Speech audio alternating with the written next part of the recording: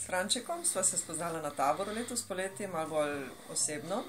In od takrat mi je v mojem spominu kot nekdo, ki je zelo prodoren, ostrega mišljenja, zelo predan svojim ciljem in nekdo, ki je bil zelo predan prostovoljc še enkrat.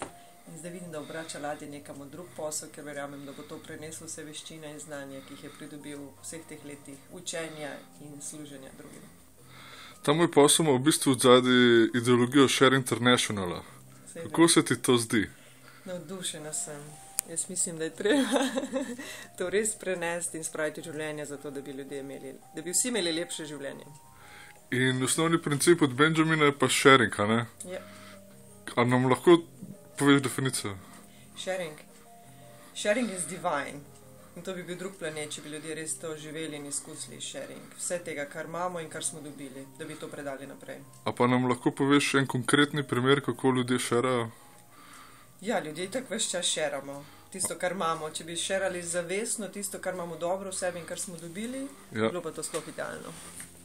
Recimo šeramo kaj? Denar? Hrano? Izkušnje, občutke, občutenje, želje. Ves čas šeramo. Hote vedli to ali pa ne vedli. Se pravi, se vidimo poleti v gozdu Martuljku, ker bomo delali biznis? Biznis. Kakšen biznis? Verjetno bomo ves čas kaj počeli. Biznis je v bistvu mogoče samo druga beseda za to, da nekaj delimo in z drugim. Nekaj prodajemo pod narekovajem, tisto, kar imamo. V bistvu, a si gledala Blues Brothers? Ne. V Blues Brothers rečeta ona dva, I'm on the mission from God. Yes. Let's do some business. Hvala. A lahko še poveš ime, prosim? Sabina, Rožen. Hvala Sabina, adio. Srečno.